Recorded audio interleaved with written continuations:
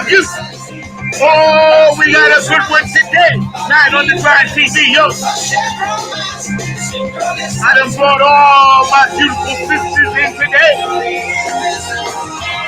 We salute the military, our Club Buckety ambassadors, Dr. Pamela Wilson and Cheryl Woodhouse is in the front seat today.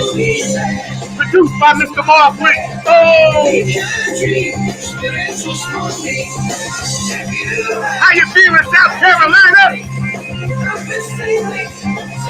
Let's pick it up, y'all. Folks, not fight. And you can see I'm rocking it hard today, yo. Folks, not fight, yo. Folks, not fight, folks.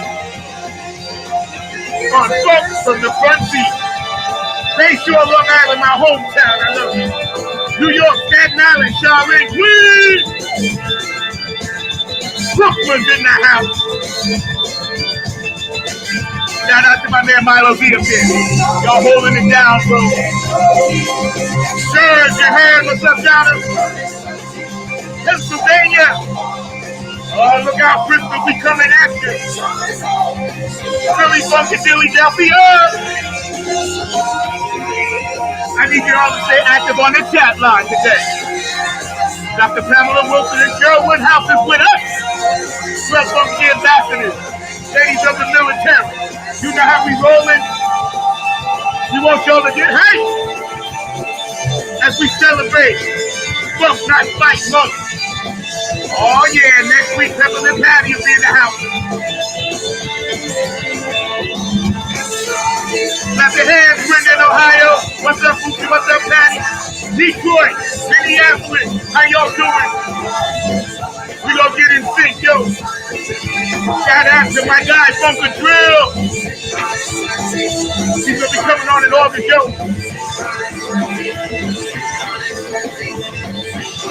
We're gonna keep our warm-up short today. All around the world for the funk. Oh. We're gonna stay in sync today. We're gonna sync up all our Club Funky kids all around the world for the funk. I gotta get this one in, Samoan. Doing the Humpty Hump, Humpty Hump, Hump.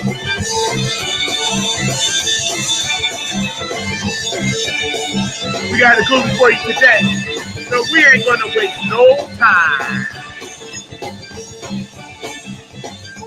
Night on the Grind TV, Funk from the front seat.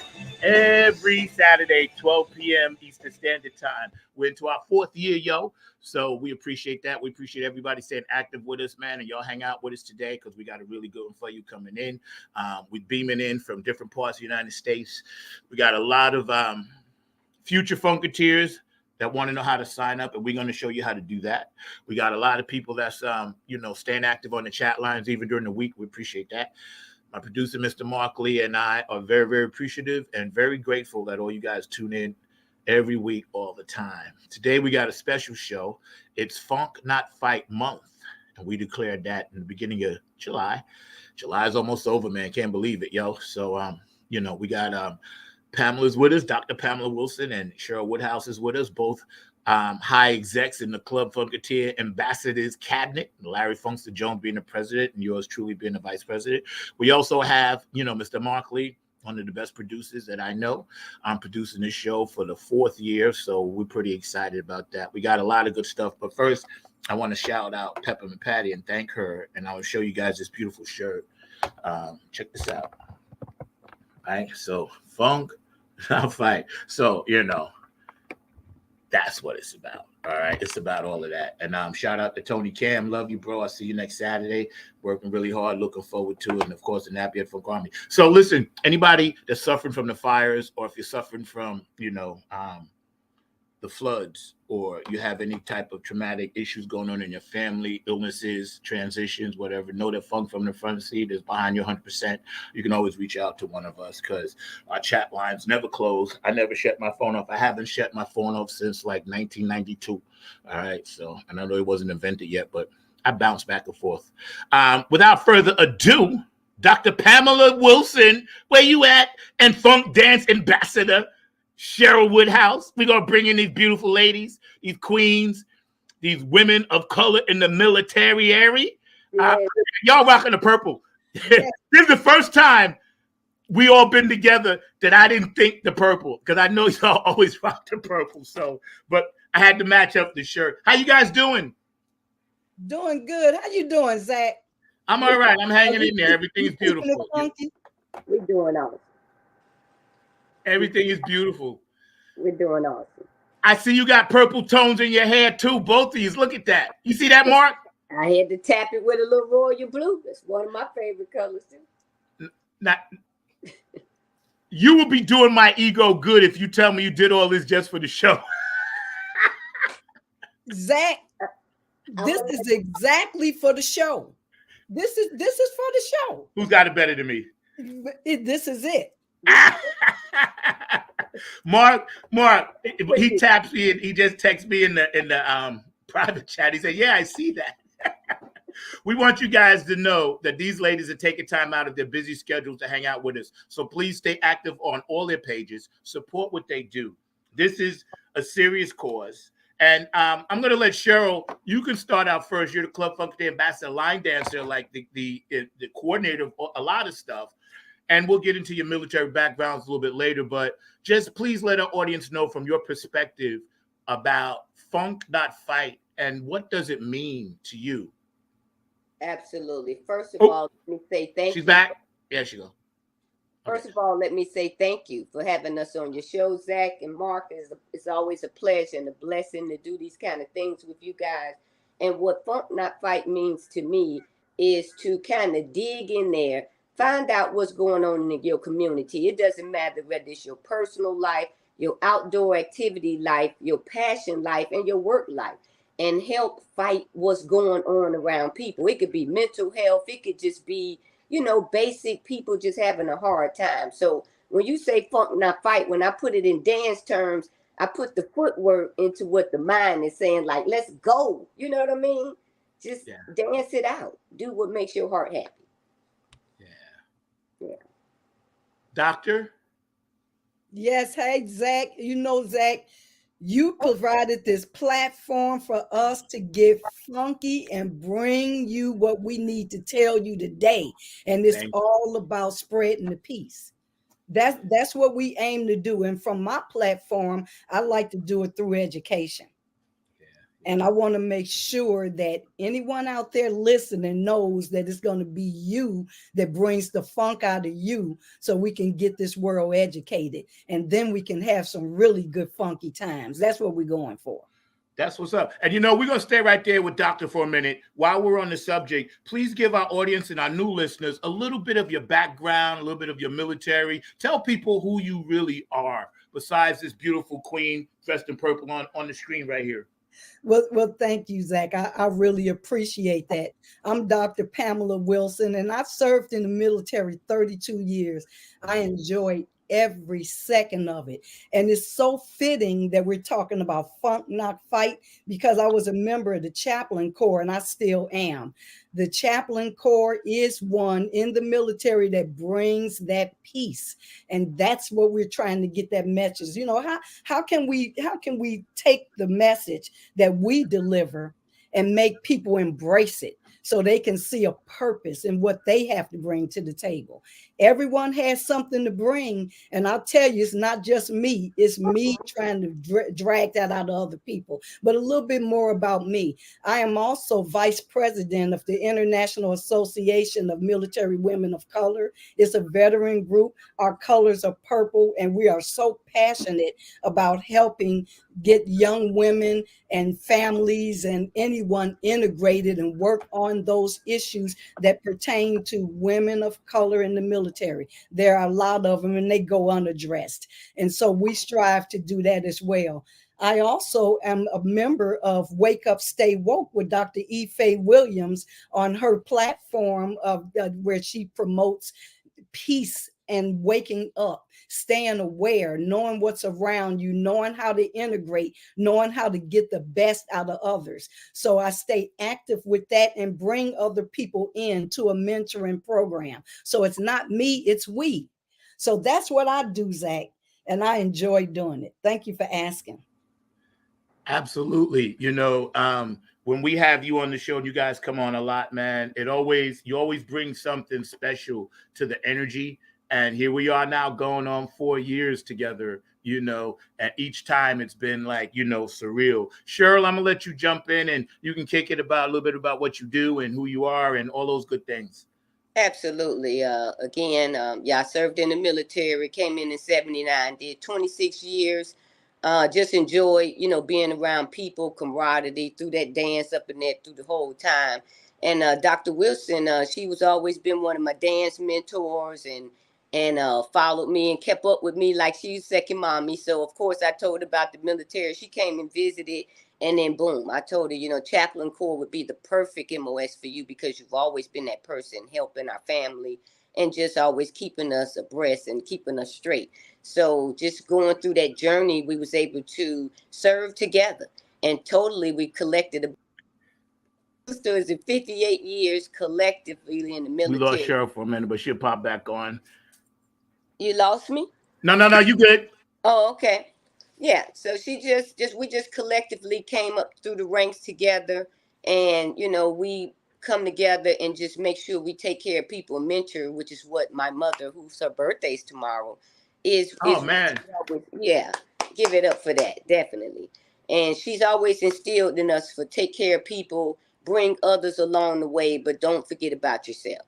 So being in the military just taught me to be self-dependent, be a leader in this little tiny body. Believe it or not, it lets out a lot of roar. And that's only because I look for people to be the best they can be.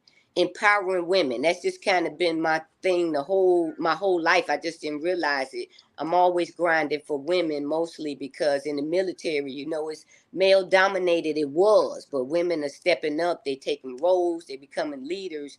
And that's what we need to see. We need to see our world, our whole kings and all of our queens now with a big piece of diversity blended into this entire life and everything we do.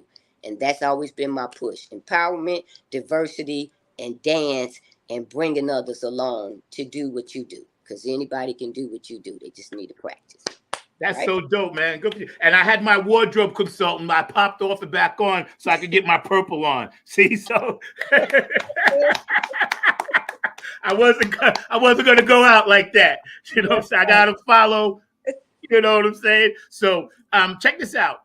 When we think of funk music, right? Dr. Pamela, tell us a little bit about why funk hits you in a certain way that say maybe some other genre may not. I know we all love all types of music, but what specifically is it about that funk? Zach, it's the meaning behind the word. You say, do you want to get funky with me? They asked that question in the 70s, So I'm asking America, do you want to get funky with us? And when you say that word, people take the aura of scent and they take that to mean that's what we're talking about. But we're saying we want you to embrace with us. We want you to reach out and look at what we're doing and then find some passion for yourself and be your own you. We don't want you to be us. We want you to be you. And you do that by looking at everything inside of you and giving the best that you have to give and remembering not to fight and funk, not fight. That's our main goal. So anyway, I think it's essential that we build on people, we build on their esteem. And when we do that, we can get them to use a different analogy with that word funk that brings out the best in them. Yeah. So that's what it means to me right now. Cheryl. Yes, sir. Same question, pretty much like when we think of the word funk, what was it that drew you to that? And you knew deep down at some point we were going to all be doing this together to help Bootsy and Patty and further the cause of funk all around the world. The preposition of the motion of hip, as Dr. Funkenstein would say. When you hear funk and it hits you a certain way, what does it really mean to you? And how did you get attracted to that music? Well, starting off, just to be totally transparent with you, Tony brought the funk in our house all the time. He was a Michael Jackson, James Brown dancing thing all the time. And he was Right. constantly, he played Boosie's music. We had dances to Boosie songs when we was younger. So funk has always been a part of our life, mixed with everything that we do. So when you come up and grow up and you hear more of the music and you hear it a little bit more funkier than what you heard before, you know, they say, listen for what you don't hear. It becomes transparent that funk is everything. It could be a sad thing. It could be you pulling make yourself even greater. So the word funk means everything. And when Patty brought up the campaign and said, I want you guys to take it and do something with it, when I listened to the words, all I can hear was tap shoes. And that's what we grew up doing. So I said, well, let's do a tap dance to it. So we rehearsed and got a few of the dancers to do a tap dance. But then she broadened it, like, let's do anything to it. Just let people open up and figure out what's going on with them. Bring that out in whatever it is that you do. It could be dance, it could be tap, it could be hump, crip crop, you know, hip hop, crunk. Just find your feeling of funk and bring it out. But let's not fight. And that's in all categories, because you know fight is just a word that everybody use when they're upset, they're angry. It doesn't have to be a physical fight. So when you beefing with people, just find the funk in that and a good reason not to do it, and pull it out of yourself. For me, that's always dance. And when we think of funk, I'm glad in a way that all this is coming about now, because in addition to, and thank you, Cheryl, and thank you, Doctor, for those beautiful answers so eloquently put. When we think about funk, I'm glad Bootsy is doing this thing in a big way, because I also, and this is just me personally, my opinions, not Facebook and not YouTube and all the other platforms that we're on. It's only my personal opinion. I do not like fake funk acts. What's up, Mama Sandy out of DC? I see you, sweetheart. Love you. And nothing against the music that they do, but let's just not call it what it ain't, right?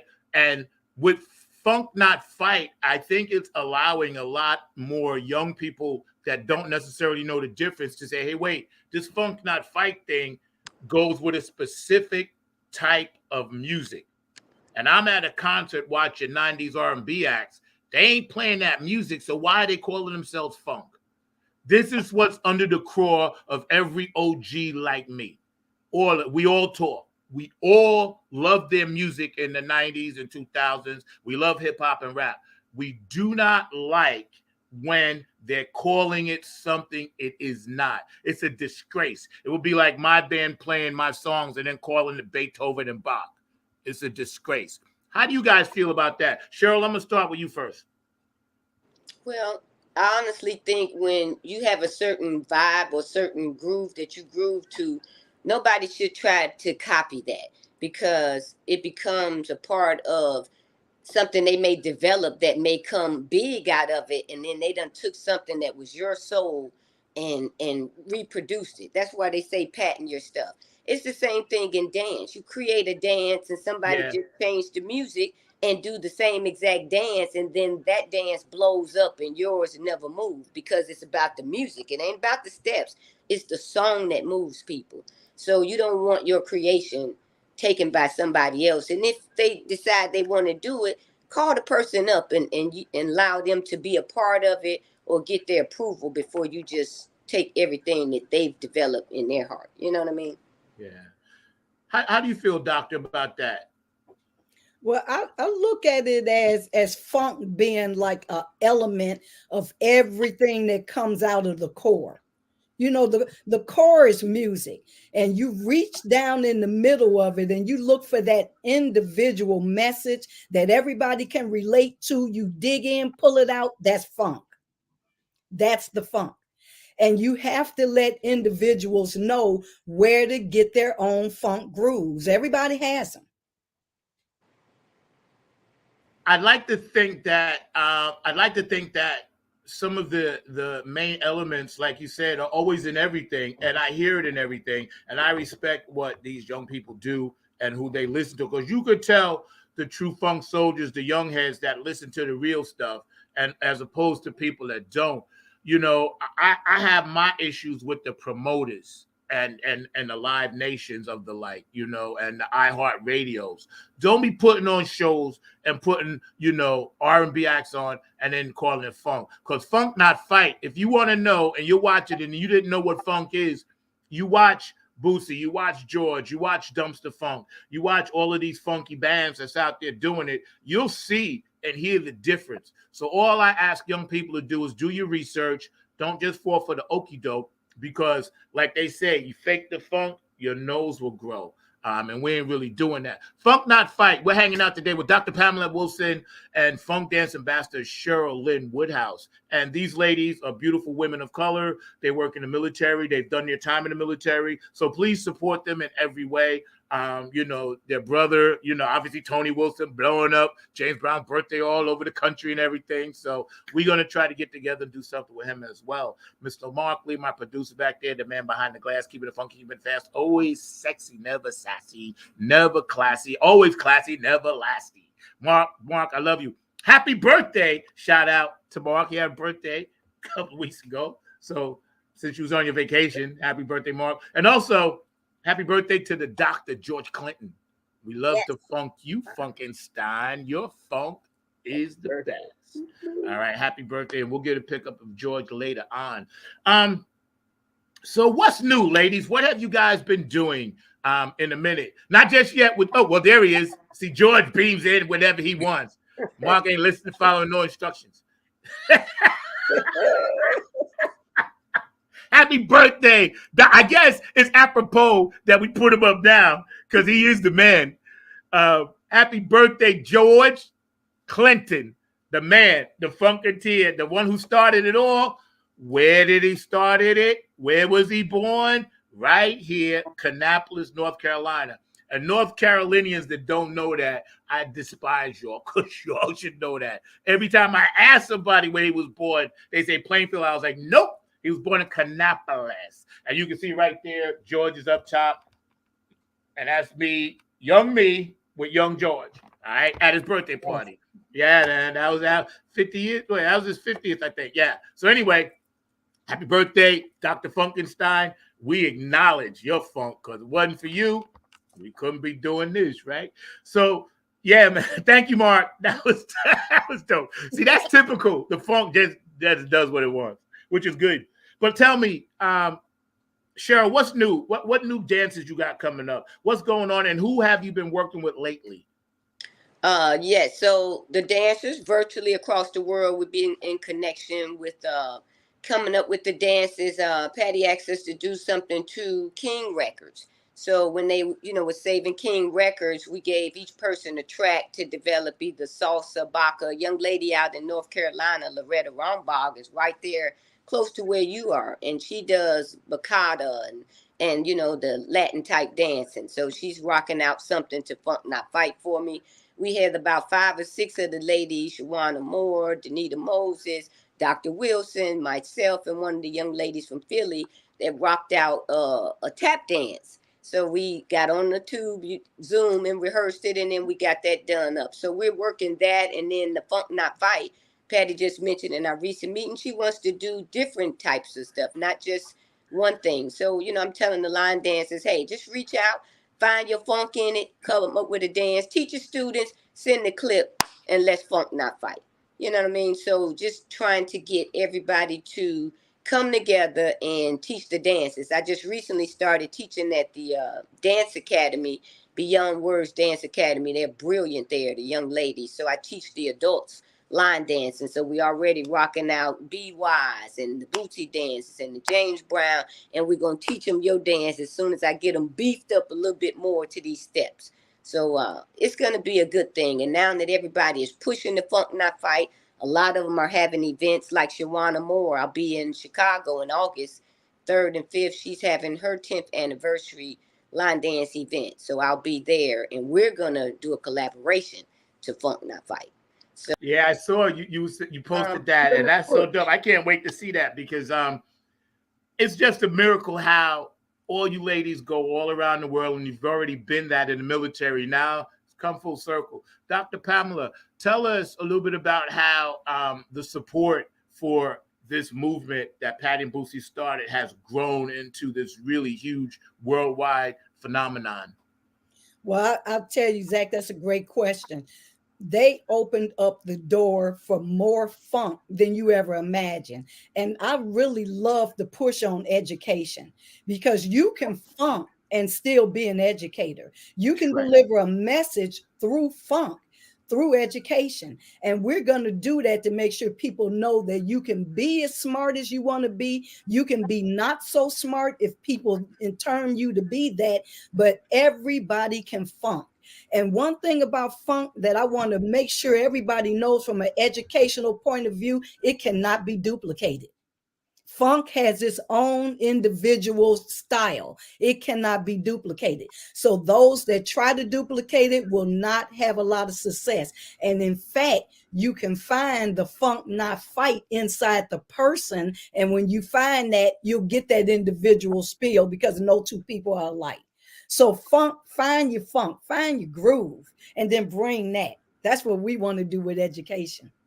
Yo, that's dope. See, and when you say education, I like you keep stressing that word, because we don't want what is happening in the music industry to be willy-nilly, just off the cuff. There's usually a strategic business plan.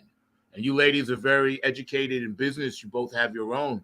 And when you see Funk Not Fight, we want people to understand that's just one element of it. Like you said, there are many different elements of it.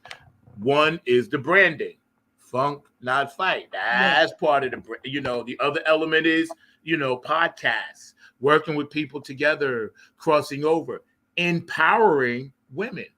That's part of it. Supporting our military troops, not necessarily the wars, but the troops, the young men and women and past, present, and future that have to deal with that, and be away from their families and things like that. So those things are very important. We want our young followers and Funketeers to know there are more elements to it than just having fun, partying, raising hell kind of thing. As we've all gotten older, we all see different, I want to say we're gatekeepers, but we see different responsibilities now, when it comes to the word funk. And I'm so happy to have you guys on. Today, we're hanging out with Funk Dance Ambassador Sherilyn Woodhouse and Dr. Pamela A. Wilson. And we have a couple of comments. I'm just going to throw them on the screen real fast. Hold on. I got it, Mark. And my producer back there, Mr. Mark Lee. Mama Sandy, of course, she's popping in. And how you doing, Mama Sandy? We love, when you pop in. Washington, D.C. Mama Sandy's in the house, And then we have another comment that we're going to keep putting these on the screen. My mom and my auntie representing in a major way. Young Marcy, so, when it comes to this funk thing and the people that I've met is beautiful. It's grand. We want you guys to hang out because I want to run a few commercials, a few spots, and we're going to come right back on the other side, show your videos. We're going to let you guys talk about that a little bit before we do them. And, we're going to also show the Funk Not Fight Boosie's video that we've been showing all month. So you guys hang out. Thank you guys for joining in.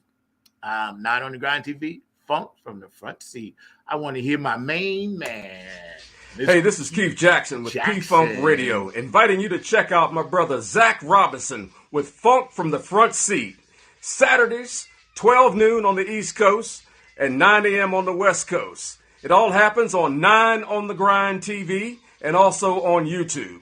Great guest, great conversation each and every Saturday. That's Funk from the Front Seat with Zach Robinson on 9 on the Grind TV and YouTube. Check him out.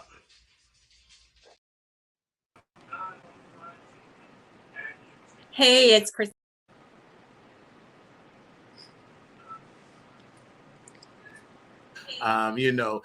Chrissy Key Rollins. Hey, it's Chrissy Key Rollins here with Holistic Restoration, inviting you to check out Zach Robinson with Funk in the Front Seat. He drops new episodes every Saturday at noon on the East Coast time, and replays are posted for whenever you miss a live stream. You can find him on 9 on the Grind TV and also on YouTube, and get ready for the funk because he brings it every week along with hot topics, amazing guests, and great conversations. Again, that's Zach Robinson with Funk from the Front Seat on 9 on the Grind TV and YouTube. Go check him out. Hey, this is Jen Vanderputten, writer of Code and Prose. You are watching Funk from the Front Seat with Zach Roberson. Tune in every Saturday at noon for excellent and important conversation. On the show soon on 9 on the Grind. Joe So Keys y'all and Joe stay tuned Keys for that. and the late Here's my guy, Joe Keys. Where you just did a show with my man Zach. Number 9. That's right. Number 9's got it going on. Check out Funk from the Front Seat. Zach Robinson. Serious good vibrations, y'all. What we need. Peace.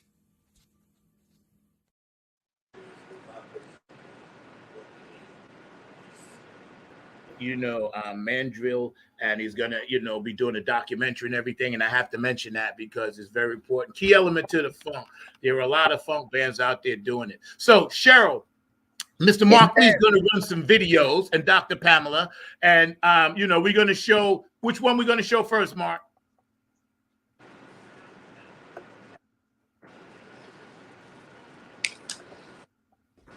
He's setting that up now for us. So let's just see which one we're going to watch.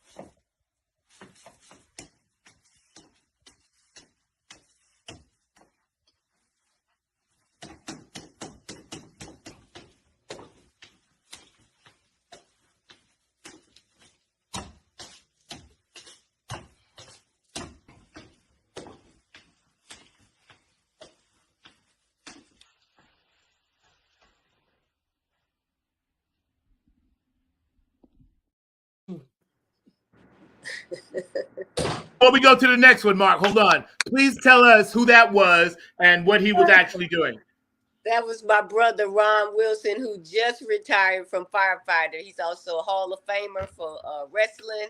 And he actually used to dance and tap with us. So I had him do one so that we can group him into the music. That was awesome. Great job, Ron. Good job, Ron. Okay, Mark, who we got next?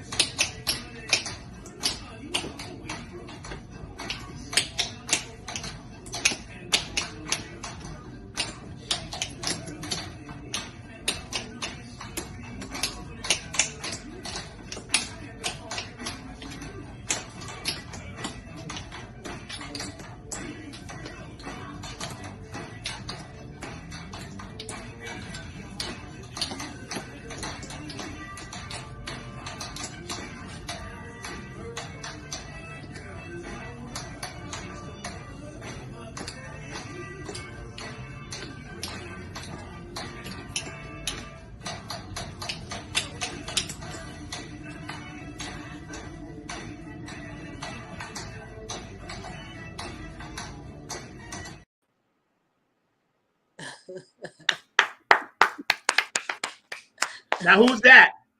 That was Dr. Wilson. Yeah, okay. That goes to the Funk Not Fight music. So if you saw the Diamonds and Pearls, that girl is my world. There was a certain step we do to that. So if the music was in the background, you would definitely be able to see the whole picture come together. Good job, my screen is small over here. So get down, doctor. Get down, all the way down. All the way down. So when you guys are, before we go to the next one, Mark, right? We have something else, right? Just nod your head. One more, two more. Okay. When you guys are setting these up and you're in different places, how do you communicate with the person you're trying to coordinate with? Well, we do FaceTime or Zoom, and I teach the dance as if I was there live, or I send them a clip of me doing it. And Dr. Wilson ended up getting with Ron Wilson, and he came down to her basement area, and they worked it out and got it done. Same thing with the dancers. You know, we had a Zoom, and we teach it on Zoom. And then we get together every week until everybody got it down pack. And then I tell them to dress up, try to look like Bootsy, put on your glasses, your big hat, whatever, and rock out to it. So we chose to wear black and white. That's what's up. Doctor, I wanted to ask you a question. I think we need to do a doc on this, a real documentary, and show from pillar to post what you guys do. Because I don't think people appreciate enough of the hard work and how much time consuming it can be to get one line dance perfect and one step. The ones you guys made for me and everything I've ever seen you do is always perfect. Everybody's in the right step all the time. It's so well done. And I really think at some point, maybe I could come there or something and just do a Funk from the Front Seat special and show people this is what they do, show behind the scenes, how you guys work the steps, how Cheryl may zoom in or somebody else. I think people need to know that. And I think it would be interesting, to do a whole show around not the dance, the process, Yes. show people the process. So we're going to talk about that. Tommy, what up, McKnight? Let me put up some of these comments. Hold on.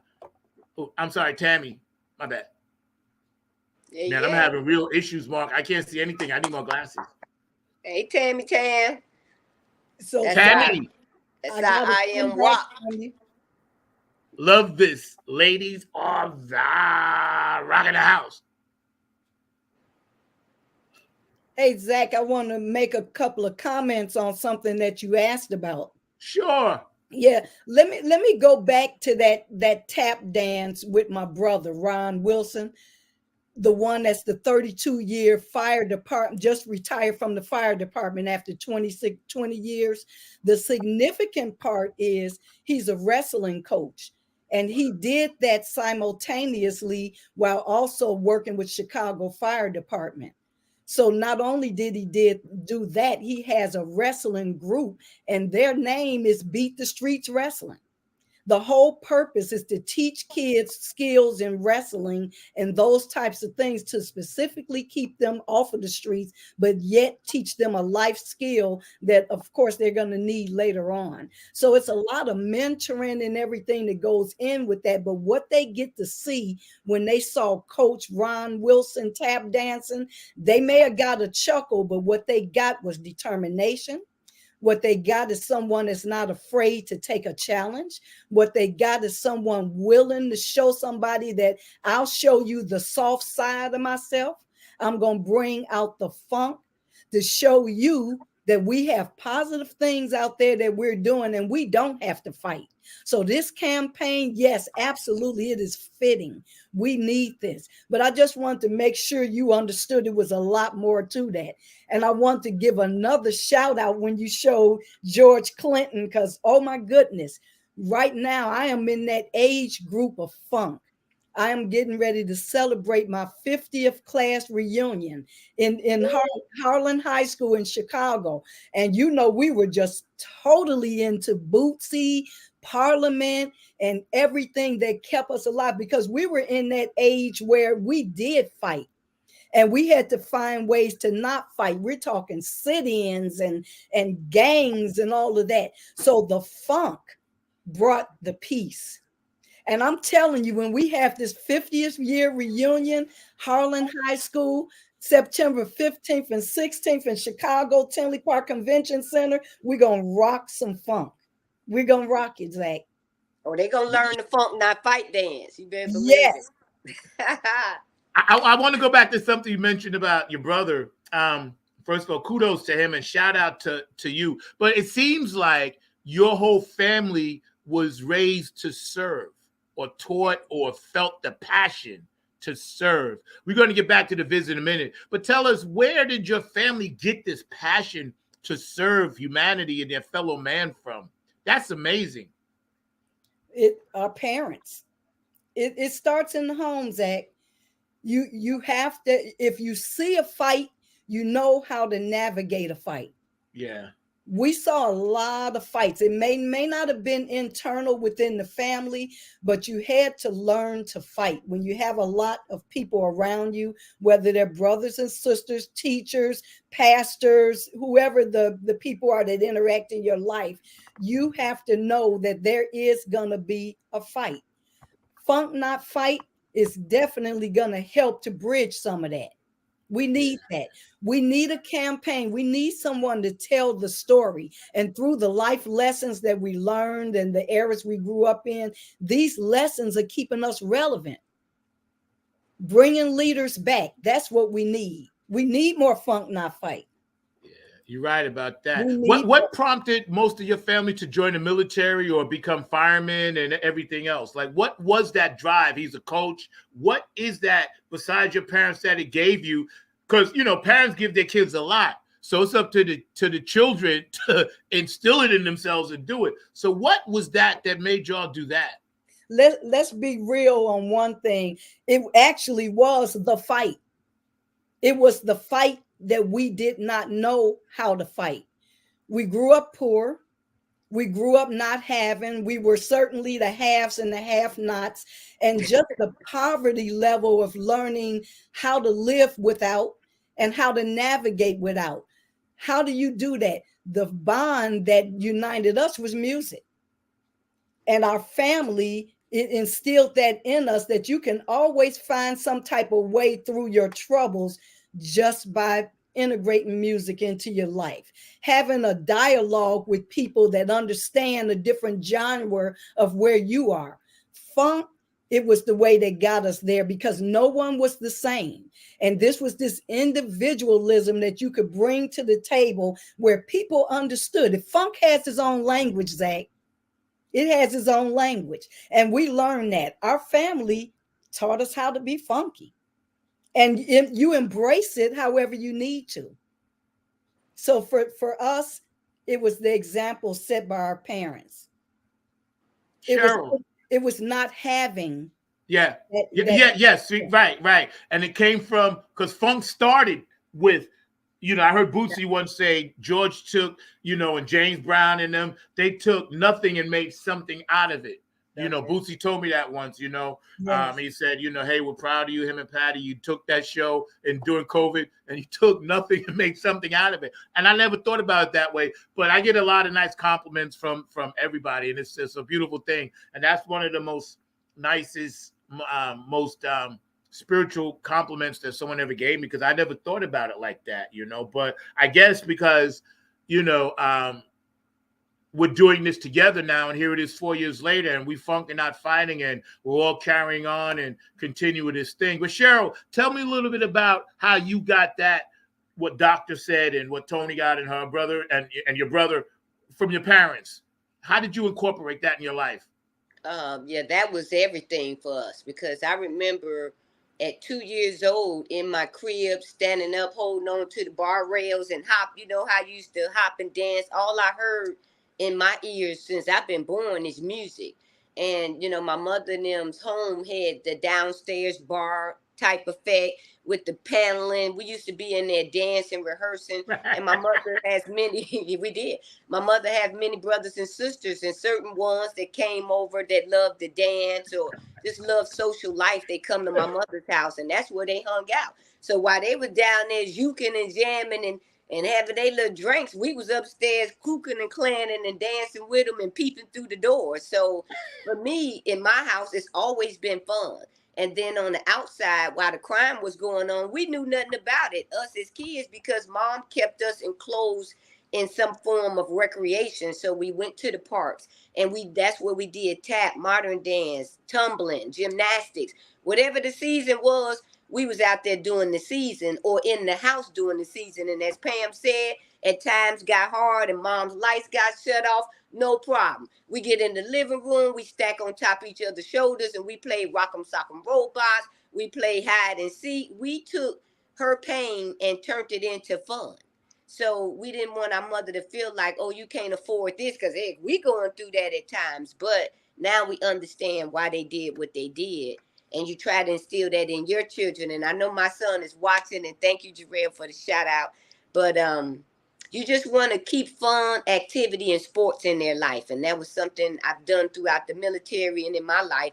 And I wanted them to have that same thing. But then in the end, they have to find what they really want to do. Because it ain't going to be baseball, doctor, fireman, all of the stuff we say or they say. They got to find their true funk and then go fight for it. That's right. I got to ask you one question, and this is so silly, but I have to. You said something that triggered in me. You said paneling. Paneling, oh yeah. So, bro, let me ask you, beautiful ladies, please, what color was your paneling? You had the brown, the light brown, the white, the gray. Tell me, because we had the brown. Tell me. Brown. You had the brown paneling? Brown. I can picture it. I can picture, yo, you trick. I ain't heard that word paneling in about 50 years, bro. But did you have to drop bubble ceiling? Paneling, yo, that's the word of the day, Mark. Paneling. Yo, you don't close the show down with just that one word. Paneling. That's it. Let the church say amen. Everybody out there say paneling. Because we all had it. We all had it. That is such a dope story. All right, Mr. Lee, let's get back to these videos. Paneling! Oh, my God. Hi, my name is Coach Ron Wilson. I am the brother of Global Dance Ambassador Cheryl Woodhouse, the brother of the Funk Not Fight Campaign Ambassador, Dr. Pamela Wilson, the brother of Young James Brown, Tony Wilson. What do I give a funk about? I give a funk about training young students to become great athletes. I give a funk about women in sports. Shout out to Monica Griffin, one of my female wrestlers that made it for the second consecutive year to the state tournament. I give a funk about women being the best they can be, like the men. I give a funk about children that want to be and become star athletes. I give a funk about family supporting each other. So tell me, what do you give a funk about?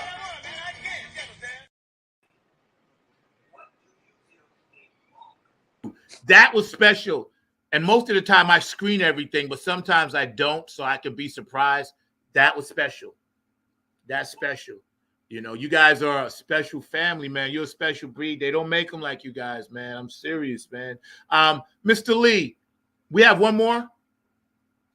Okay, we're going to show this one more, and then we're going to ask these ladies to dig deep into Funk Not Fight, and we're going to have to address the elephant in the room, violence in America. Mr. Lee, my main man.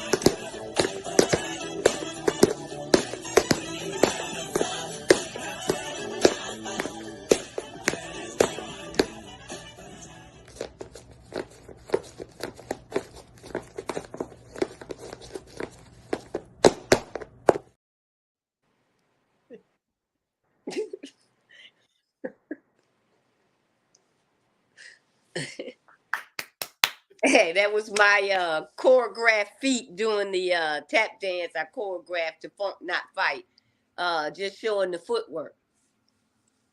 That's what I want to get into when I said we ought to come up with a doc, and we're going to do that, because we always do what we say we're going to do. People need to know how much work you put in. I am always just like using you guys as an example, because I always said I may not be the best. Like in my song, you ain't got to be the best, just got to outlast the rest. But I'll be damned if I'm going to let somebody outwork me. And every time I get tired, and then I see one of y'all drop something, I'm like, all right. Here we go. I can't even take a nap because they doing stuff, I told my guy, Tony Cam, the same thing. I was like, man, every time I want to take a break, I look on and you doing something. I said, you making me look bad. I said, because now I got to do something. But we push each other, and I like that. That's what it's about. I'm going to ask my guy, well, Mark, should we show the Funk Not Fight? Ladies, I'll leave it up to you guys. You guys are my guests today. We're hanging out with Dr. Pamela A. Wilson, this esteemed woman of the military and, Club Funk ambassador, funk dance ambassador, Sherilyn Woodhouse, also military vet, and we have them on the other shows with women of color and everything. But these ladies are just doing it in a big way. Honor some purple today. I challenge everybody today, wherever you are, get a piece of purple and wear it for the rest of the day. If you're watching this show, send me pictures of it on my Facebook page. Funk from the Front Seat, because we need to support what you guys do. But I'll leave it up to you. Do you want to watch this Bootsy video right now? Let's do it, Zach. Let's do it. All right, Mark. I got this one. I got this covered. I'm giving Mark some time off back there because I know he's busy doing other things. Hey, Ty, we appreciate you, Mark. And we're going to show this real fast and have Mark come on, and then we're going to address the elephant in the room. It's not the guns, but we got to keep them out of the kids' hands. And we have two very educated women here of the military that can speak to how we can kind of maybe come up with some solutions. So y'all check this out. Thank you for hanging in there. We appreciate it. Hey, go, party over here. What we do? Yeah. I'm not a fighter, but I'm a lover. Yeah. This kid named Money, he was always broke. He slept down with my woman, and that ain't no joke. She meant the world to me, and that was no mystery. But when it got down to, I had to funk him to his knees. Something like that.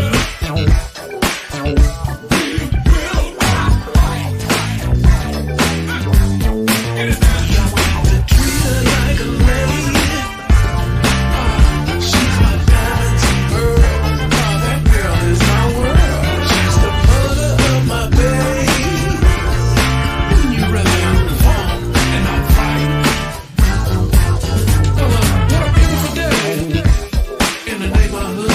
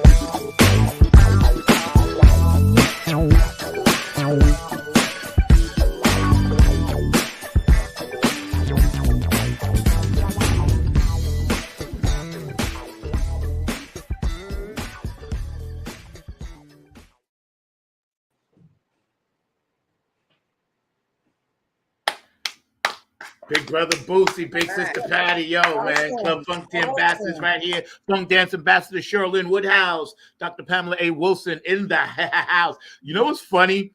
Every time I watch that video, I lose my mind when I see the bunny hop. When I see them doing that, yo, that takes me back. Because it's just so funny because it's in fast motion. Yo, man, they smoked that video. They did. Dennis and Rhonda and just oh my God, they smoked it, man. They smoked it. Mark, who Cheryl? First of all, maybe you could tell me who were those dancers?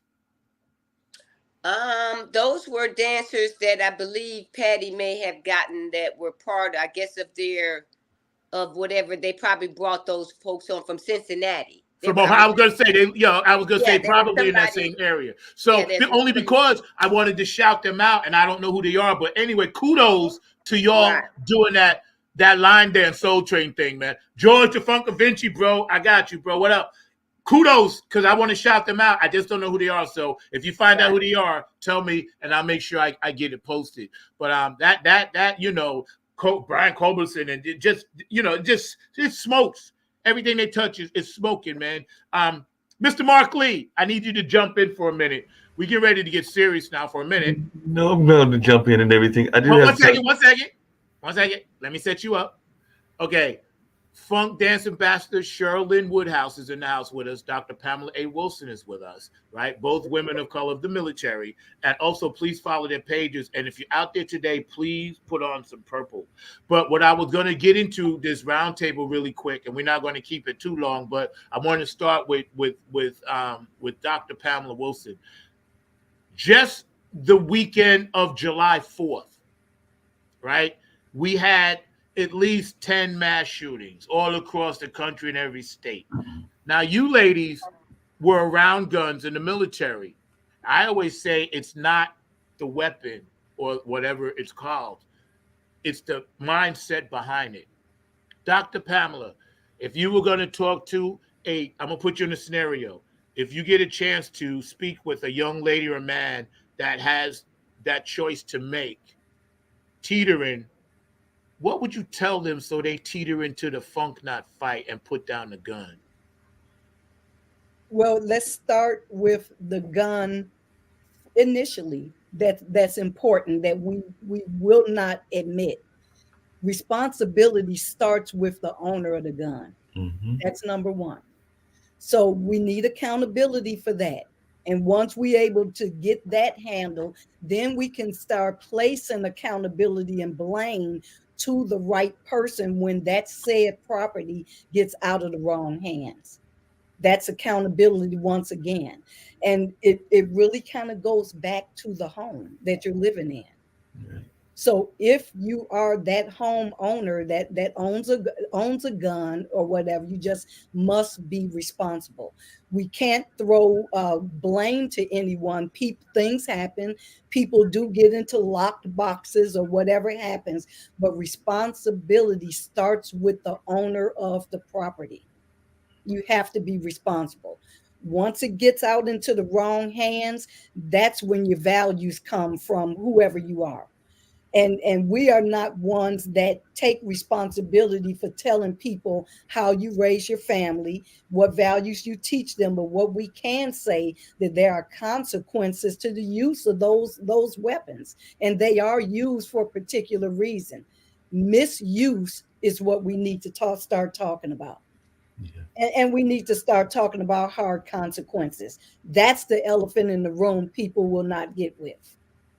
When you say hard consequences, what do you mean? Punish the offenders. Gotcha. Do you mean, like, say, for instance, if I'm a kid and I take my parents' gun and I go out and I do some heinous, misguided act of violence, should my parents also be held responsible because they let me have access to it, or I figured out a way to get it? Parents are ultimately responsible. And it's they're great parents. They're great people out here. Oh yeah, God, yes. Yes, it's certainly not to make any one set of people feel that they have not done enough in raising whoever's being raised, because these are not just children. These are people who have unauthorized access to weapons. But the responsibility has to be on the person who owns them. Why are they out of your possession? Why are they not locked? Why do they have bullets in them? So there's a lot of things that's riddled with that. And if we want to bring the government in, we know that will be the ultimate person that's responsible. But we'll stay in the context of the question that you asked me. Parents, accountability.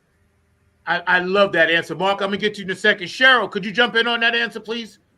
Yes, I'll definitely jump in on it. And I want to go back to the parents. Yes, ultimate responsibility of the parent, but as in any type of investigation, you innocent until proven guilty. When it comes to the parent, you look at them innocent until proven guilty, because once you go in the household, and I happen to be a criminal justice major, so once you go in and do all your investigation, you're gonna know if the parent had it locked up. Did the person, even the adult, I don't care if the adult is 45 years old, because we talking about time of the head now. Are they dealing with some form of mental health? Did you have it locked up away from them where they didn't know where it was, but they found the way to find it? Because let's be real, kids and adults, we very wise. We watch what our parents do, and when we call ourselves hiding an ice cream bar somewhere, they know exactly where to find it. So, you know what I mean? When you had them certain sodas, sandwiches, whatever it is. So I wouldn't be quick to dock the parent yet, because you got to do your research on why it happened. Now, once the research is done, they found out parent ain't locked it up, they kept it in the drawer, the kid knew where it was, boom, bam, sorry, ma'am, but you going down with the child. Now, the child or the adult that did the act, you got to find out their mental state, because most of the killings that are happening lately, y'all already know, it deals with some form of mental health. And mental health has struck more adults than we did watching the children with ADHD. We got to watch ourselves now. And that's from my cell phone down. I'm just being real. You just don't know what people are going through. And when you have that happen, and even when people commit suicide, you're looking at them like, I can't believe they would do it. Why not? Because you don't know what their mental state was. So I think even with guns, accountability and responsibility, Dr. Wilson is absolutely right. But when it comes to the parent, I don't want to be held liable and go to jail because my child went and shot somebody. And if that gun was registered to me, and I know for a fact it was locked, cocked, and put away, and he found it, then we're going to go to the answer of how it got found and what sources he used. You know what I mean? It's just Mark, jump in on that question, please, sir. No, a couple of things. I definitely agree with what the ladies are saying on a lot of different levels. Accountability is very real, is very much a part of the conversation. One of the most poignant commercials that I see on a regular basis is this notion of a person or a family, and I think it's the wife that is coming back and the husband is already in the house, and they are realizing that their son has got hold of the gun and they're afraid that a suicide may be taking place in that particular commercial, because we don't know why they've got the gun to the point that Cheryl is making, and they might even be trying to take themselves out of this society that we are in and everything. So that is something that I am also very much concerned about. And some of the guns also, I would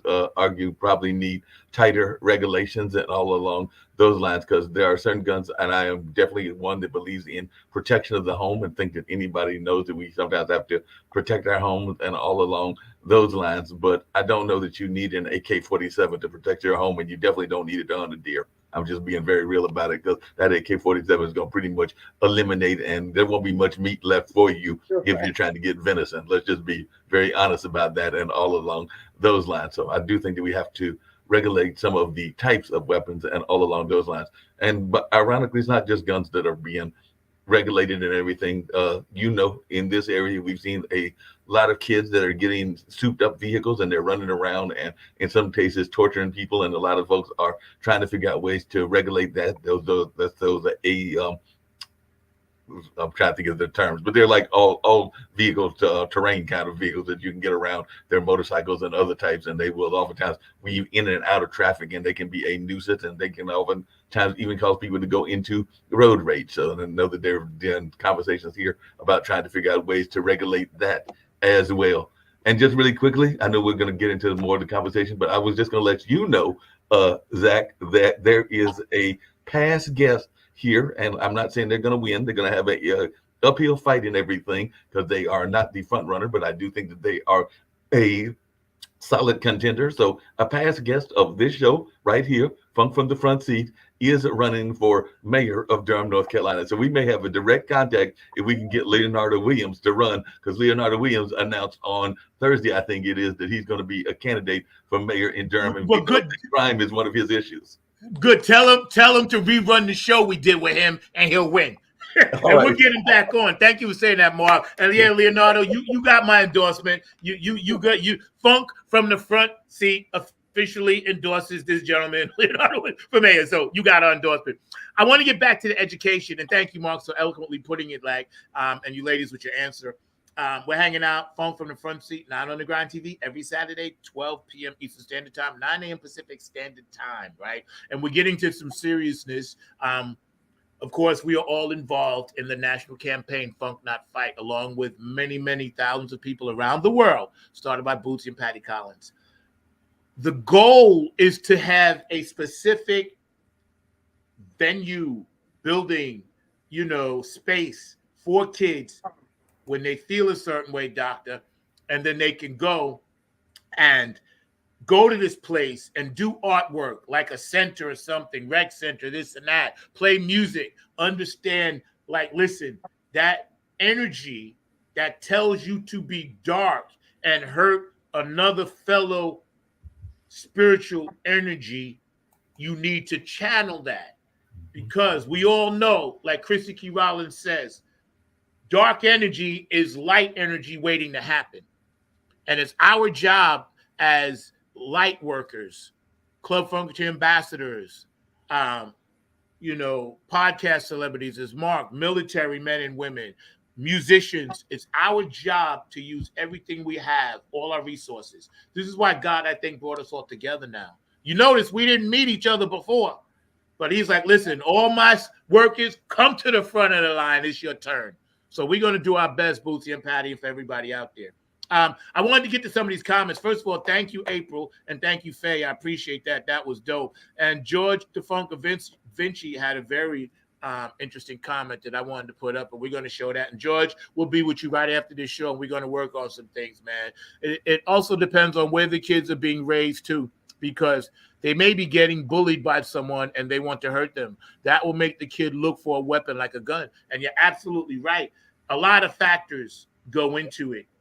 Hey, a lot of factors go into it. But my question is, and this is actually also for the ladies, isn't that part of the issue and everything? Because one of the things that I've been really admiring about both Cheryl as well as Dr. Pamela is that they are not letting age stop them. They are being very involved in dance and a number of other things at the age range that they are in. I've got relatives, including my dad, that is in his 80s, that are still very active as well. So I think that sometimes we think that we can't be active when we are getting into our later years. And that is something that the kids are also concerned about, because sometimes they don't feel that they have enough things to do. So that's some complaint that I hear about the kids, is that they don't have enough to do, whether it's in Durham, whether it's in Cincinnati, whether it's in Charleston, I don't care where it is.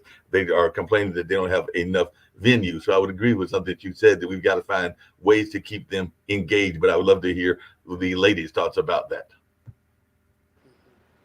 Well, I would certainly like to talk about that in a different way, to share with you that our veteran organization, IWOC, we happen to be embarking on a camp that's similar to what you're talking about, a place where homeless or kids can come together and have a youth camp where they're off the streets and learning everything that they need to learn. And this camp be housed and ran by homeless vets. So we're thinking the same way that Patty and Bootsy are thinking. I think it's necessary, but I'd like you to consider some of the stuff that Cheryl is doing now. Pop-ups. You take your funk with you. You go to a city, you take your line dancing, your equipment and everything, and you take you to the people and you bring the funk to them. Then you get the funk out of them. Then we can funk, not fight. That's right. So you have to have a strategy to get to it, and every little piece helps. Now I watch my sister. I like the way she does what she does to bring people together, because you bring them together for peace and for those things, but you're using something different to get at it. That's the same thing in this country right now. We've got the violence, the guns. They're doing it because they don't have another venue. That's where we come in. Let's offer them something. You know, it's funny, and I'm gonna let Cheryl get in, but I just wanted to add something really quick. I pick up a lot of young people because I drive Uber when I'm not doing music, and I'm always trying to tell them, listen, there's alternatives. But one of the problems I see that I always have to boost these people up is their self-esteem is low. They can have the whole world. These are Duke students. They have the whole world. They get in my car crying because they can't take a test, right? So I tell them, listen, it's all about your self-esteem. Feel good about yourself. Then you won't have to feel some type of way inside all the time. And I also tell them it's normal to feel in your feelings, but don't just sit there in it. Once you're done with it, move on, because you're going to feel it regardless. Sometimes you just have to acknowledge stuff. And I think, and I'm going to let Cheryl get in on that question, Mark. I think that having a specific place that may have a title one day that says Funk Not Fight on it, they know, okay, like if they were going to a deli or the barbershop, they know, hey, that's the Funk Not Fight Center. Let's go over there because there's positive stuff happening. Go ahead, Cheryl. Yeah, I'm going to drop in on what Dr. Wilson was saying about the whole pop-up thing. You know, that's what we've been doing in line dance for over 15, 20 years. So when this whole came about spreading the music, and I said, well, okay, I don't need to do it for myself. Let's include all of the line dancers, those unsung or sung heroes that doing a lot for the community. I see it, we see it, but you maybe the haters don't. So you want to bring those kind of people on and let them shine through the to the people. Right, let me give you a big example. We had the IWOC conference in Renaissance, Atlanta, and I brought chair dancing to the seniors because a lot of the veterans are either in wheelchairs or scooters from walking, and just being able to teach them the line dances we do standing up on our feet and letting them do it in the chair. Now, mind you, we got the young ones, you know, when you stand up and do that wobble, you got to jump up, you know, they want to twerk, but that's good because when the older generation and the general saw that, I think it made them feel so vibrant that they was amongst the young dancers and, you know, everybody dancing together. And I think that alone changed the whole vibe. They was like, oh, we don't want you to be the historian. You need to be doing this, but I'm already doing this. I'm just bringing it to the people. And I'm and Mark, I'm gonna let you get in, but 1 second.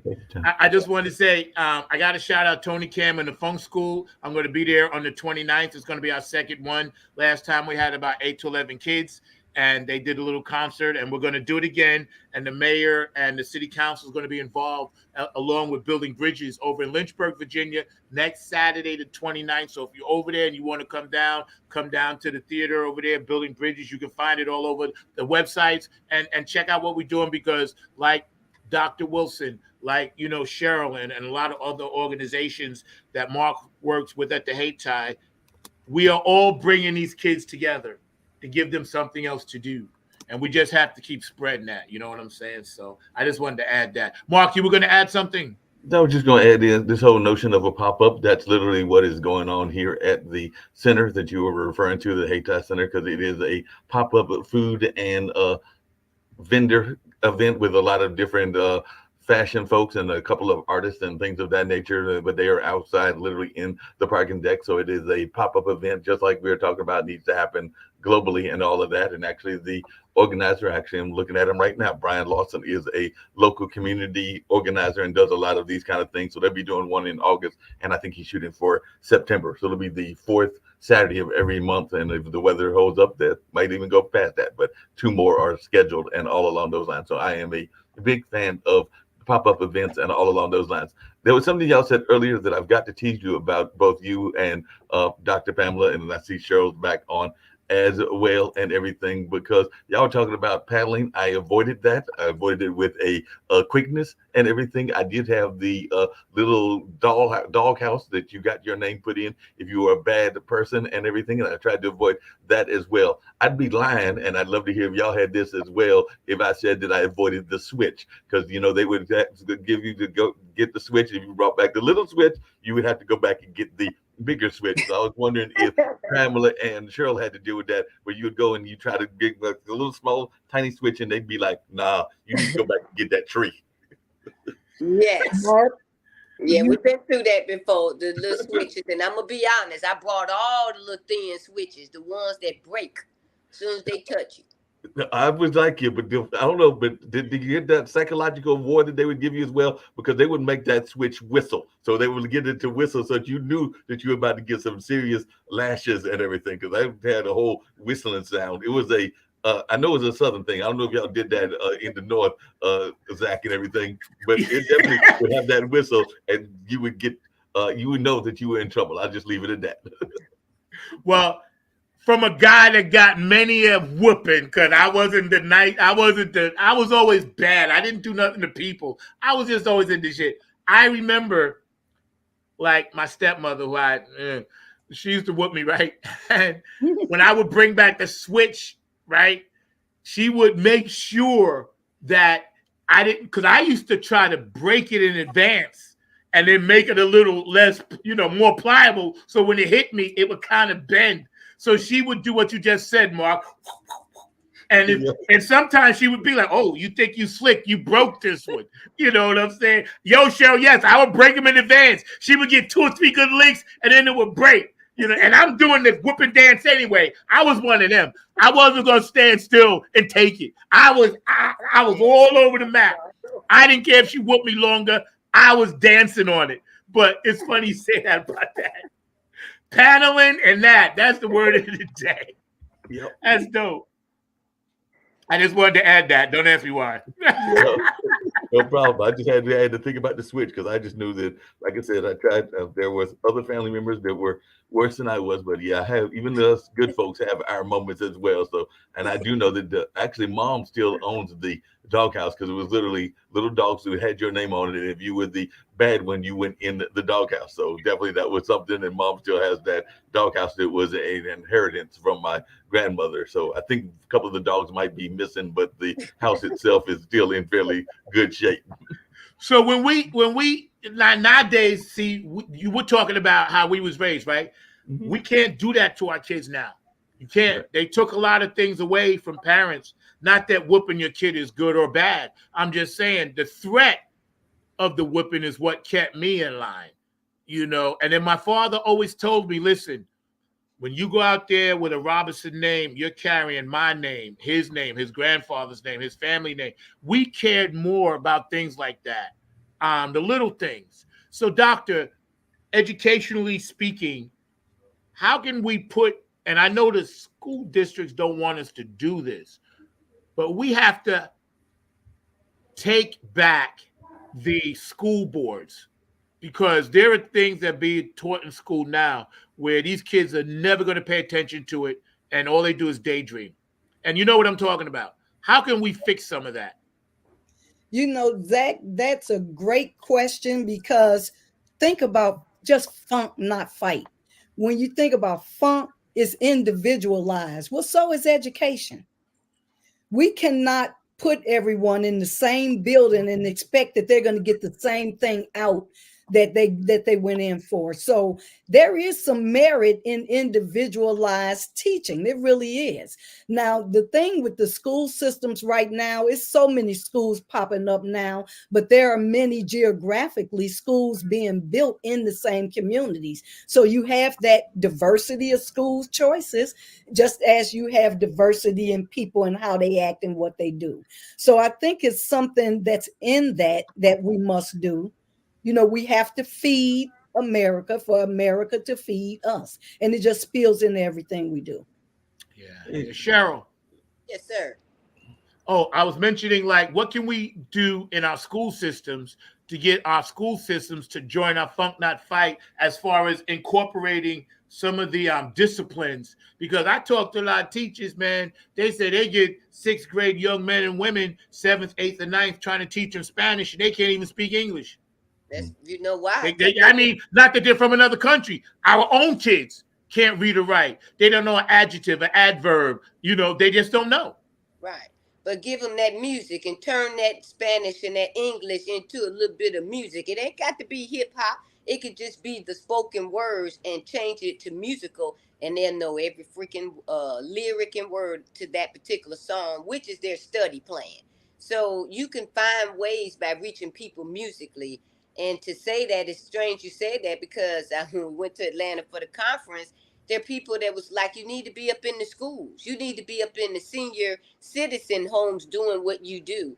And so just bringing something like that, some kind of fun into the schools. I actually had one of our sergeant major friends that mentioned about doing it in the school system here. So when you could bring a form of dance, when you could take the band and change a lot of their study stuff into lyrics and let them sing it or act it out, that is what's going to pull out that fun in them. And I'm going to give you an example. Y'all remember 2 years ago when the commercial came on that grocery store, and the little girl went down in the cart and all of a sudden disappeared from the screen? I don't know what it was about that video, but at Target or one of the grocery stores, from that point on, all the commercials started doing musical type commercials. And I guarantee you go and look at their numbers, that commercial with that music and that little movement pushed their advertisement probably through the roof, because that's what they're looking for. They're looking for, kinetic type things, not just, throwing stuff and words and books at us and then, we're going to learn it. Some of us will, but it's a whole lot of us is not focused. They can't give you 30 seconds, let alone 1 minute. Hey, if I can just add to that, you see a lot of that with the popularity of a lot of the messaging, whether you like the messaging or not, with TikTok and Instagram, because the ones that are more successful and the ones that do better are those that have some sort of musical element with it. And even I know what definitely Bootsy is doing with the Funk Not Fight movement, and I like the way that Ron did that notion of I give a funk, and there was a hip hop artist that has done something very similar and all along those lines, because there's a gentleman named Bruce George who has a whole thing, you can look it up on YouTube, called Genius is Common. But really folks have this notion that all of us have a common genius, whether we are geniuses in the sense of the traditional word or not. So will have people talk about what their genius is. So maybe they're a genius as a cook, maybe they're a genius as a playwright, maybe they're a genius as a fireman. But that is kind of this notion, and I think that that's been going on for at least a few years. And he came out of the hip hop Russell Simmons camp and all in that space. So we are seeing this kind of messaging and culture being used in that space. Well, we have to be careful, because here's what I want to warn people against: false numbers. Because everybody that has those numbers aren't necessarily doing it for good and don't necessarily have those numbers. You can buy algorithms now and purchase them. Oh, yeah, totally. So what I'm saying is, that's cool, TikTok and all this other stuff, but be careful, because Funk Not Fight is real. It's a substance. It's being done in several states around the world and country and around the world. So, but beware of phony things, because sometimes people suck you in with no intention of actually doing what it is that they're hashtagging about. No, that's very true. Yeah, we must always talk about both sides of it, because yes, it's good, but social media is not necessarily always good. So just be careful. That's what I warn you guys. It's very important, because now AI has intervened where humans were. So if you got AI telling you something, that's not even a real person. And they got an AI blocker now, because AI is making robot calls on its own, just doing stuff. Hey, so that's what I'm saying. Don't that's always. The whole reason behind this. Hold up. Yeah. Don't always look at those numbers, because somebody approached me and said, for $5,000, I can get you 1 million hits. 5,000. I got the email. $5,000, I can get you 1 million hits overnight. So everything that's real is not really real. Go ahead. Cheryl, I want you to jump in real quick because I wanted to ask, what do you have for the future of funk? And then we're going to show that video again of your brother. Yeah, on the future of funk, we want to be able, I look at us wanting to actually be out there funking with you all. Virtual is fun, but there ain't nothing like being there and present. And the way that line dancers, we travel all over the world. We are all over the world, to include line dancers in, Japan, people that are all over. You want to be able to go and do what you do and then get up there and not have to do much but, hey, we finna do what? Power of the one? Boom. 7 people, meet me there. Cincinnati, Columbus, North Carolina, Durham. I'll be there in September, by the way. Durham, North Carolina. And boom, you play the song, they already ready because they know the dances. So you want to, at some point, be able to physically get there and rock out with the people. And when you coming to Durham? Whenever you ready for me, you just gotta call the word because there's folks there in Durham. We can rock out with you, and that's what my sister was saying. The whole pop-up thing. We have a conference. I bring myself, my little Bose Docker, and my little traveling little bag, and we there. You only need one person to show, but you need everybody to glow. So, Mark, you think we can make the Hayti Center and get those kids involved? Yeah, we can definitely get the kids involved, and we can definitely make it happen. There's a couple of ways we can do things in that space, and even some of the organizations that I am involved with or family members are involved with. Let's get on that. I think I told you before, my brother's Slingshot Club has appeared in. Yeah, but let's get on. Let's get on what Cheryl is specifically talking about. Let's make that happen. Yeah, we can make that happen.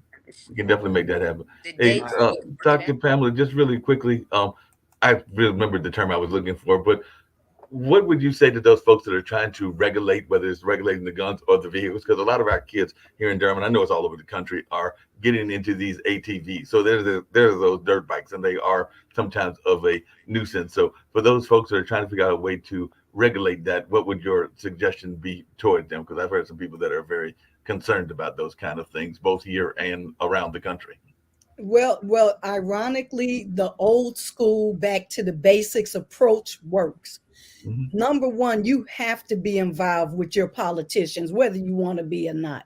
Those are the ones that can go to those gun shops and help to regulate. Those are the ones that can go to Congress and say, we don't want them. We don't want this rule here and there. So we got to start with the political side. And actually, you don't start anywhere. You round table everybody at the same time. Because if you leave somebody out, it's no longer diversity. So you got to get all those players in and come to a common 1, 2, 3. Quit coming up with 5 and 6 ways to do something. It's either this way or that way. We either want guns or we don't. Right. So let's regulate what we want and remember that the ones that fall victim are the ones that are innocent. Can I add something real fast? This just happened over the past 3 months here in North Carolina. They have deregulated handgun, to purchase. Mm-hmm. You can now go in anywhere, and if you pass a background check, they just give you the gun. They've made it so easy here in North Carolina. It's getting really scary. And another thing, up in New York City, these kids are riding around on those scooter things, not the ATVs, but the 2-wheelers, like the little scooters, and they're snatching, grabbing, and shooting. So if you're around an area where there's a lot of scooters and you see people, young, old, whatever, riding these things, just mind your bags and stuff, because I heard that they're doing that now. But Dr. Pamela, getting back to the local politicians, they just did that here. Guns was already like wide open here. Now it's even worse. Like, why? How can we get the right politician, and maybe this guy Leonardo can do something to get in there and say, whoa, background checks, but we ain't going to just be selling 18-year-olds handguns. You know what I mean? Yes, I do know what you mean. You know how we're going to do it, Zach, by partnering. We need to partner with like organizations that's doing the same thing you are. IWOC, for instance, that's international, our veteran organization, and National Women Veteran United in Chicago. That's what we do. We partner with other organizations. I can envision Funk Not Fight being a partnership with the local veteran organizations. Let us help you. You know, let's brand together. You have a brand, we have a brand. We have the same principles that we want to get across. We want to funk, not fight. We're trying to model, we're trying to mentor and do those things. And if we're doing it through Funk Not Fight campaign, we need to have your brand on our page.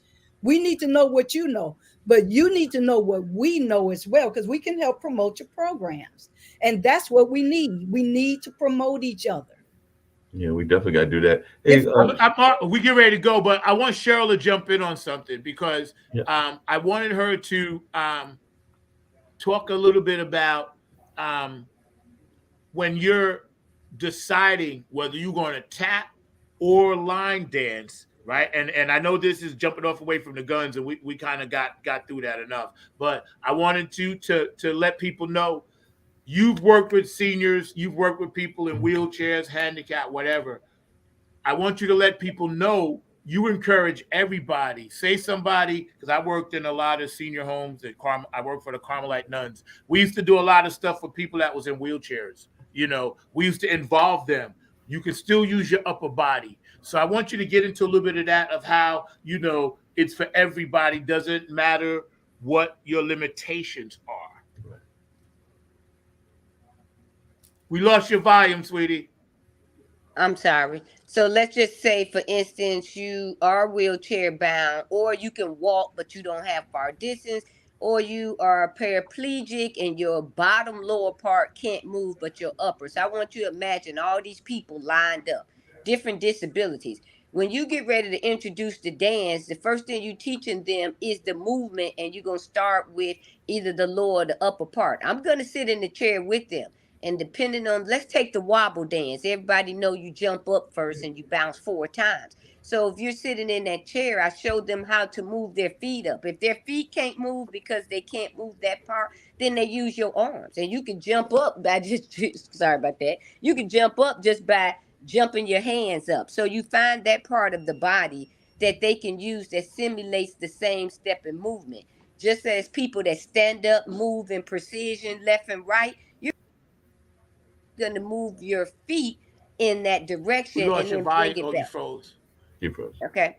Froze up. But I think she's talking about what I do, because I was an activities professional. We're going to allow people to use their upper body and do the same movements with them and sit next to them in the wheelchair, or if they can't really get up, or if they're bed bound, rule bound. We need to let people know, just because you see people line dancing. I thought about this because I worked in this capacity, and I think it's very important that we include everybody, because like you said before, when people were standing and watching, they were happy to see the young people doing their thing. And don't forget, everybody, it's about that purple today. I ain't going to forget that. Hey, Zach, some of the best performers I have seen have actually been some folks that are in their older ranges and are starting to have limitations. Actually, my dad's lady friend is part of a dance group, and it was an all-age dance performance. It was part of our American Dance Festival, and I want to say that she's either in her 70s or 80s. But there's, as I think I mentioned to you once, a drill team type group here, and they literally are of various ages. I think some of them are in their 40s, 50s, and 60s, because their number that is their jersey is literally the age of whatever their chronological age is, all of that space. So they are very active here, and there are groups like that all over. There's a cheerleading group here, the Dancing Divas, and one dude that is very much active in that space as well. So there are a lot of folks that are not, that's what I was alluding to earlier. They're not letting the fact that they are getting older stop them from being engaged and involved. And I do think that sometimes that is a mistake that too many folks, as we get into the older years, think that we can't be active and really be involved. And that's one of the things that I admire, like you, about what both Cheryl and Dr. Pamela do. They show that they're not going to just nothing wrong with those who want to sit on a rocking chair, but they're not just going to sit in a rocking chair. They're going to be active, and I think they're probably going to be active all the way up until it's time to go to the next dimension. That's just my personal feelings from being in space with these two ladies and some of their other friends as well. So that's just something that I have always admired about them and others as also. Totally. That's what it's all about. And then just seeing the joy at the end of the choreography, watching them move in them chairs, it just brings tears to your eyes, because we had actually performed at veteran organization, me and my brother did. And when I taught the ladies soul power so that they can get up and do it with me to surprise Tony, the ones in the scooters and wheelchairs was watching us practice.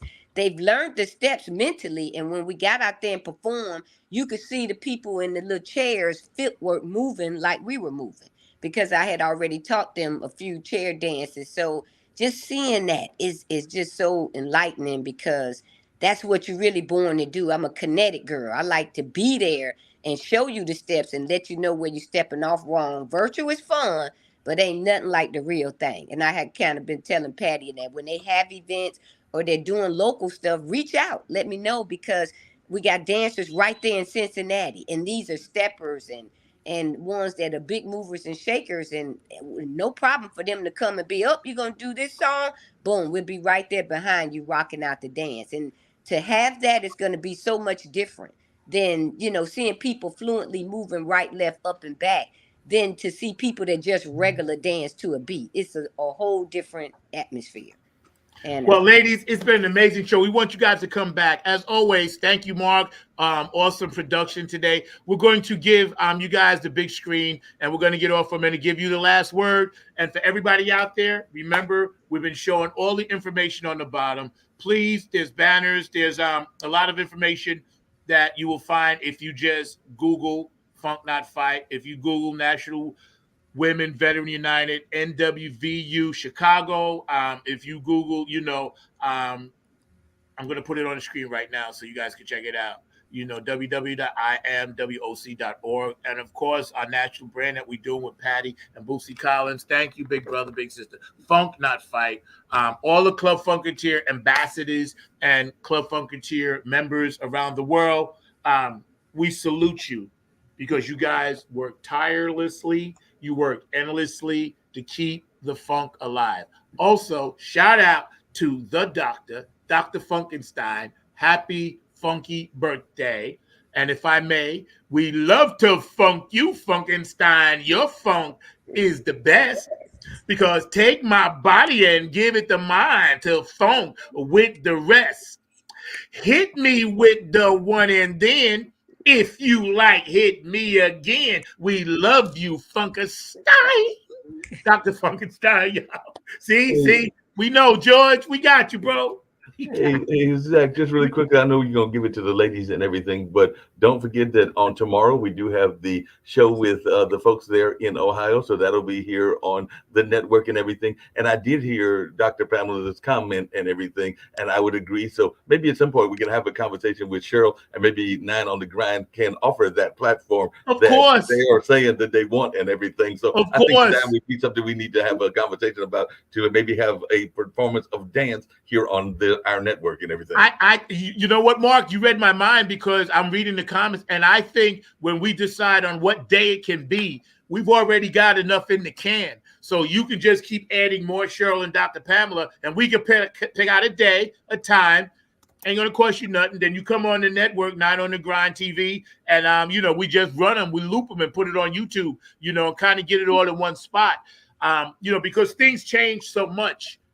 Every week it's something else. And right now, the hot thing is reels and short stories. Nobody's really looking at long Facebook pages anymore. I don't know why, but that's just where we are. So John Marshall, Harlan, 50th class reunion, Dr. Pamela A. Wilson, and, U.S. Army Chaplain Corps, Funk Please Not Fight. I'm loving all of this, because these comments that I'm reading to you are coming in my private chat by Dr. Wilson. She's typing away, multitasking. I'm going to give you ladies the last. I got to get them in, yo. I'm going to get everyone in. Funk, please. Exclamation, not fight. I'm going to get them all in, Doc. We're going to give you ladies the big screen, Mark. Thank you. I'm getting ready to get you off. You can get yourself off, and I'm going to get off. And we're going to let you ladies take us home a little bit. What an honor it was, Zach, to do this show.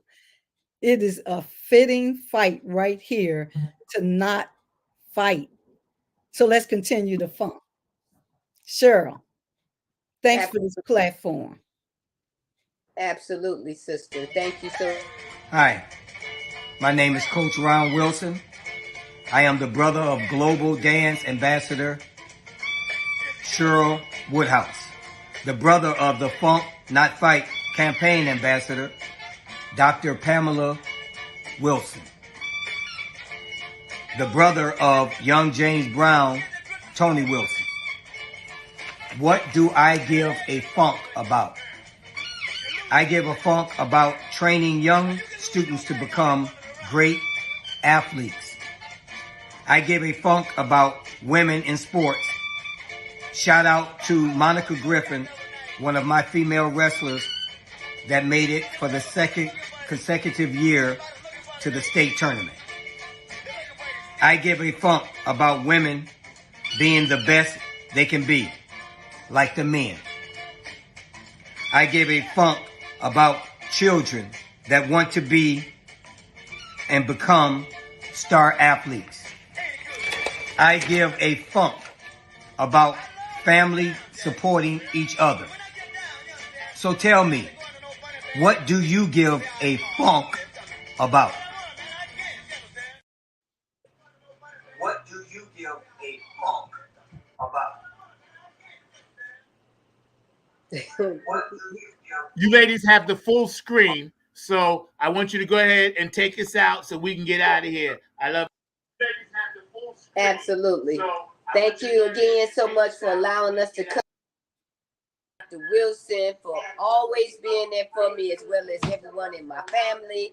I appreciate all the line dancers across the globe, from Shawana to Angela Green to Danita Moses to every last one of them that always grind with us and make sure that they can help bring the funk. No matter where we go in life, the funk is always going to be with us. Whether we funking it out or we fighting it out, we're going to always get to the center core. And the center core is to find your true self and to bring others along. What you think, sister?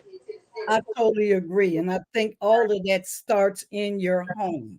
So don't forget where you came from. You cannot help others unless you help yourself. And when you're able to do that, you have more energy and drive to help others. It's all about self-efficacy. It's all about self-esteem. How do we build it?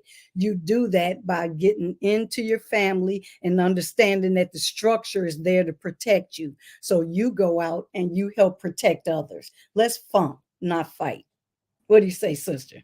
Absolutely. And I hope we can continue that on to all the line dancers, all the ambassadors out there, anybody wanting to be a Club Funketeer ambassador, reach out to us, inbox us, let us bring you on and bring your funk to us, whether it's line dance, whether it's stepping, whether it's ballroom, whether it's crunking, whether it's hip hop and the skaters. Let's not forget the skaters, because they definitely bring the love. And when I say skaters, I can envision the funk band funking and the little space for the skaters to just do their little wibble wobble around, y'all. That would just be so awesome. I mean, we see so many visions that can happen, and we would love to bring that funk to you guys. So thank you, Zach, for allowing us to come and start the funk with you. Looking forward to you guys seeing more of the funk in different genres. So dancers, let's do it. Let's do it. And before we get out of here, shout out to my producer, Mr. Markley, everybody that was so active on the chat line. We love you guys. JTRP, P-Funk Radio, Gabe Gonzalez on Wednesday nights, DJ Godzilla, my man Philly Phil, get on the Funk Bus on Tuesdays. I love you, Coach Larry Funkster Jones on Saturdays, Robin Circular P, and all my Funketeers down there in Texas. George the Funkavinci, hang on. I'm going to be with you in about another 10 minutes. HJ Entertainment, K&M Jams, and OCMC Entertainment, my man Diego, my management company here. Also, Nappyhead Funk Army, Afterglow 92416, Tony Cam and the Funk All-Stars. Can't wait to work with you guys when we do the Funk School for the Kids. We're building bridges. Q&A Entertainment, Brooke Clagett, my Funk Angel. I'll see you at the Funketeers Ball. Pat Diori, Aquarius Rising Art, Curtis Wilcox, and George the Funkavinci. All the artwork and a lot of my branding that you see comes from them. Dr. Brookenstein, I love you, David. You're the man that takes care of our website. Since we were founded, since 1998, you've been with us. DJ Coccolino and Elisabetta. DJ Coccolino in Italy And Elizabetta in Ireland, thank you for always playing Nappy Head Funk Army music. My main guy, Funk Chronicles, David Webb, and we run his show every Sunday at 3 o'clock, and we're going to be doing the Nappy Head Funk Army induction type ceremony coming up soon. Thank you, Funk Hall of Fame, for that Dayton, Ohio, and all the people out there supporting Funk from the Front Seat. Thank you. We love you. It's been a great show, ladies. Hey, get out of here. Who do we want? Folks, that's right. Y'all know how you do it, right? Y'all repeat that. Say folks. That's right. Everybody say folks. That's right. South Carolina, thank you. North Carolina, thank you. Virginia, Ohio, Brenda, Booty Patty, thank you. Happy birthday, Dr. Funkenstein in Florida. I love you. What's up, Carolina? We got to get you all on the show. Come on, George. I need you, man. Come on. Bay Shore, Long Island, Staten Island, Brooklyn, Queens, Tubross, Far Rock. We got you, Manhattan. The Mothership Connection is landed, ladies and gentlemen. Say what? The Mothership Connection, New Jersey, Plainfield, we got you. Along with people. What's up, Donna? Give me a call. Pennsylvania, Uncle Philadelphia, we got you. Warner Brothers, pick them up, spread them about this United States. Oklahoma, Texas, we got you. H-Town, we got you. Clap your hands, man. Yeah!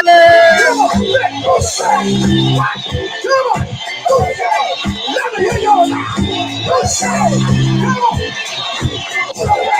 introducing, ladies and gentlemen, All nothing but the funk. Nevada, we got you. All Washington State, we got you. Portland, Oregon, we got you. Portland, South Dakota, we got you. Puerto Rico, we got you. Hawaii, we got you. I said Samoan. Doing the Humpty Hump, we got you. Tokyo, Young Hasego, we got you. China, Japan, Dubai, Africa. Oh, here we go. North and South Pole, we got you. Y'all know how we roll. Thank you, Patty. Thank you, Bootsy. All around the world for the fun. What's up, Mark Lee? Where you at? Get in here, bro. Get some of this fun. You're a superstar, right? Oh, yeah.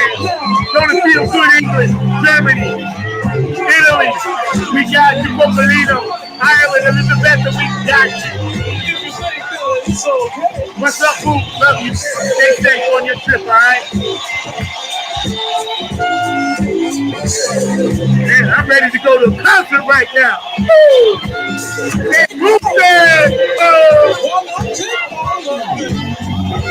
shout out Mama Sandy. Shout out Faye. Everybody that won the spread today, we love you. Oh, yeah. Peru, we got you, Puma Puso. Russia, Ukraine, Haiti, Jamaica, folks, we got you. Dominican Republic, we got you.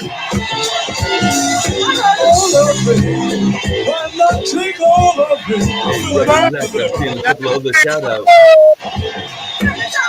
We got Mark Mallory over here. Mark Mallory said hello to you. And there's Roger Brown. I think that was a family shout out. We love y'all, man.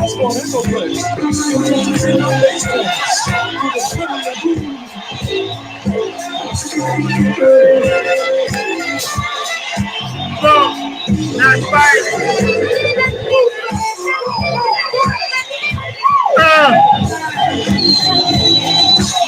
Don't hurt him, Boosie. Happy birthday, George. We love to funk you, Funkenstein. Your funk is the best. Take my body and give it to mine to funk with the rest. And you be with the one and then If you like it, then you love tonight. George Clinton, man, you got it.